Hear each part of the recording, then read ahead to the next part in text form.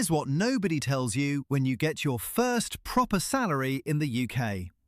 There is a right and wrong order to do things. And I don't mean people are making bad decisions on purpose. I mean nobody has ever actually shown them the right sequence. And that's genuinely frustrating because it's not complicated once you see it laid out properly. I was the same. Good salary, decent job, money going in every month, and somehow nothing was actually building. Sound familiar? By the end of this video, you're going to have the exact order, step by step, built specifically for the UK, that tells you where every spare pound should go. Not in general terms, the actual sequence. Think of it like a training program. A good coach doesn't just tell you to work out, they give you the order. Warm up first, strength before cardio, recovery built in. Do it out of sequence and you're just burning energy without results. Your money works exactly the same way. Just a quick reminder, nothing in this video is financial advice. It's purely for educational purposes. And you should always do your own research before making any financial decisions. Right, let's get into it.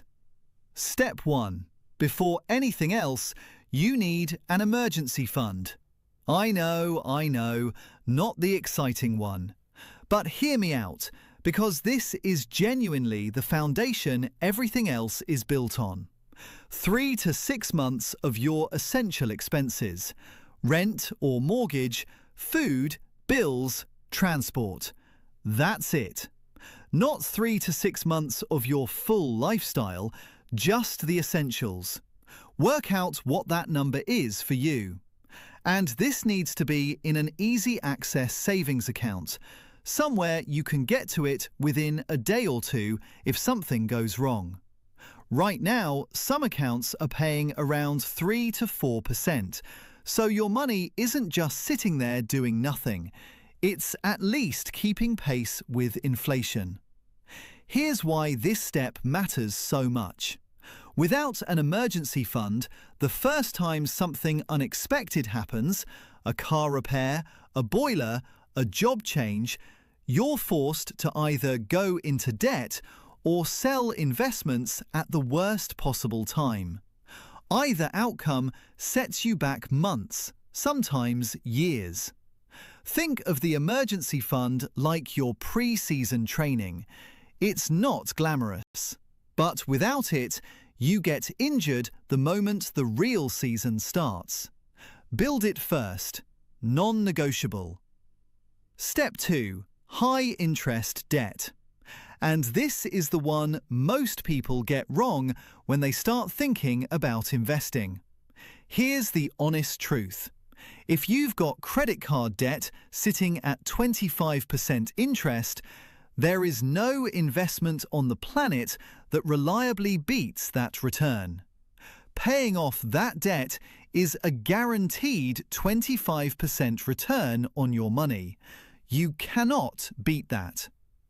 The method I'd recommend is called the debt avalanche.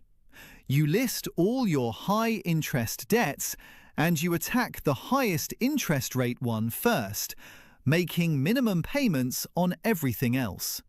Once that's gone, you move down to the next one. It's mathematically the most efficient way to do it, and it works. Now, low-interest debt is different. Your student loan in the UK works very differently to consumer debt, and a low-rate mortgage is not the same as a credit card. We're specifically talking about anything above around 10% here. That's the stuff that needs to go before you invest a single pound. Once that's cleared, your monthly cash flow opens up completely. It's like cutting dead weight before a race. Suddenly, you're moving faster with less effort. That's the feeling you're aiming for. Step 3. And honestly, this might be the most overlooked piece of free money in the entire UK financial system. Your workplace pension employer match. Here's how it works. Most UK employers will match your pension contributions up to a certain percentage. So, if you put in 5% of your salary, your employer puts in 5% on top, immediately, before any investment returns. That is an instant 100% return on your money. And on top of that, your contributions go in before tax. So, if you're a basic rate taxpayer, every £80 you put in costs you only £64, because HMRC tops it up automatically. If you're a higher rate taxpayer, it gets even better. The mistake people make is not contributing enough to get the full employer match. If your employer will match up to 5% and you're only putting in 3%, you are literally leaving free money on the table every single month. Log into your pension provider, find out what your employer match is, and make sure you are contributing at least enough to get every penny of it. Think of it like your employer handing you a bonus every month, on one condition: that you show up. This is the same thing. Step 4. Now we're into the bit where your money starts compounding properly. Your stocks and shares ISA. The government lets you invest up to £20,000 per year inside an ISA, completely tax-free. No capital gains tax on your profits. No income tax on dividends. Nothing. It just compounds year after year inside a tax-free wrapper. This is genuinely one of the best wealth-building tools available to anyone in the UK. And most people either aren't using it. For most people starting out, a simple global index fund could make sense. Something like the Vanguard FTSE All-World Fund or an S&P 500 tracker. You're getting exposure to hundreds or thousands of companies across the world with very low fees. In terms of platforms, Trading 212, Freetrade, Vanguard and Invest Engine are all popular options.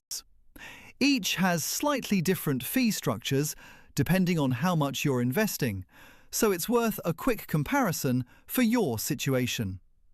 The key thing is just to start, even if it's £100 a month, because time in the market beats timing the market every single time. The athlete equivalent of this is showing up to training even when you don't feel like it. Consistency compounds. That's the whole game. Step 5. Once you've got the stocks and shares ISA going, you've got a couple of options depending on your situation. If you're under 40 and you're either saving for your first home or thinking about retirement, a lifetime ISA is genuinely worth looking at. You can put in up to £4,000 a year and the government adds a 25% bonus on top of that. That's £1,000 a year free from HMRC. £1,000 a year just for using the account. Let that sink in. There are rules around it though. You can only use it to buy your first home, and the property has to be under £450,000. Or you hold it until you're 60 for retirement. If you take the money out for anything else, you get hit with a penalty. So it's not for everyone, but if you're in the right situation, that bonus is hard to ignore. If the lifetime ISA doesn't apply to you, the next move is increasing your pension contributions beyond the employer match. Additional voluntary contributions into your workplace pension or opening a private pension are both worth exploring.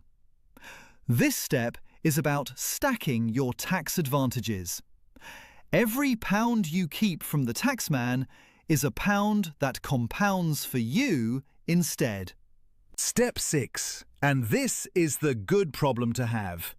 What happens when you've maxed your ISA allowance, you're contributing well into your pension, and you still have money left over? First, well done. Genuinely, most people never get here. At this point, you're looking at a general investment account, a GIA. It's investing without the tax wrapper, so you will be liable for capital gains tax on profits above your annual allowance, and income tax on dividends above your allowance. But honestly, if you filled your ISA and your pension first, the additional tax exposure is manageable. And some people at this point start building a side income, whether that's a business, creating content, freelancing, something that generates money outside the salary. That's a conversation for a different video, but it becomes the move that really accelerates things. The point is, you don't get here by luck. You get here by following the sequence, staying consistent, and not skipping steps. That's the athlete mindset applied to money. System, not willpower. So there it is, the exact order to do things with your money in the UK. It's not complicated, but it does require discipline and following the sequence. If this video helped you at all, share it with one person in your life who needs to hear it. Just one person. And if you want to go deeper on any of this, it's all coming on this channel. Make sure you're subscribed so you don't miss it.